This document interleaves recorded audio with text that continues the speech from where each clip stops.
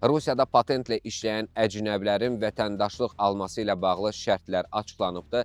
Belə ki, Rusiyada uzun illər yaşayan və əmək fəaliyyətini patent əsasında həyata keçirən əcnəbi vətəndaşlar üçün vətəndaşlıq əldə etmə qaydaları ilə bağlı mühüm məqamlar bir daha diqqətə çatdırılıbdır. Miqrasiya sahəsi üzrə mütəxəssislər bildirirlər ki, bu kateqoriyadan olan şəxslər hər zaman vətəndaşlıq üçün ümumi qaydada müraciət etmək hüququna malik olmurlar. Mövcud qanunvericiliyə əsasən 18 yaşına çatmış və fəaliyyət qabiliyyəti olan əcnəbi vətəndaşlar və vətəndaşlığı olmayan şəxslər Rusiya Federasiyasının vətəndaşlığına ümumi qaydada qəbul üçün müraciət edə bilərlər. Lakin bunun üçün bir sıra vacib şərtlərin yerinə yetirilməsi də tələb olunur.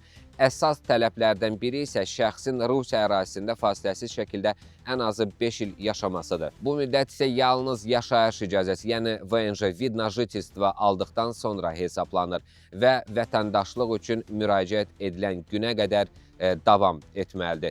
Qanunvericilikdə əcnəbilərin hüquqi statusu da dəqiq şəkildə müəyyən edilibdir. Belə ki, yalnız yaşayış icazəsi olan şəxslər daimi yaşayan hesab olunur. Müvəqqəti yaşayanlar isə müvəqqəti yaşamaq icazəsi olan şəxslərdir. Bu sənədlərin heç birinə malik olmayan əcnəbilər isə müvəqqəti qalan statusuna aid edilir. Mütəxəssislər də vurğulayır ki, yalnız əmək patenti ilə fəaliyyət göstərən şəxslər məhz müvəqqəti qalan kateqoriyasına daxildir. Bu isə o deməkdir ki, həmin şəxslər qanunvericiliyin tələb etdiyi daimi yaşama şərtini yerinə yetirməmiş sayılırlar. Nəticə etibarilə Rusiyada illərlə yaşamalarına baxmayaraq, yalnız patent əsasında işləyən əcnəbi vətəndaşlar ümumi qaydada vətəndaşlıq üçün müraciət edə bilməzlər. Çünki əsas şərtlərdən biri, yəni yaşayış icazəsi əsasında 5 illik fasiləsiz yaşayış tələbi yerinə yetirilmir. Bu səbəbdən mütəxəssislər əcnəbi vətəndaşlara ilk növbədə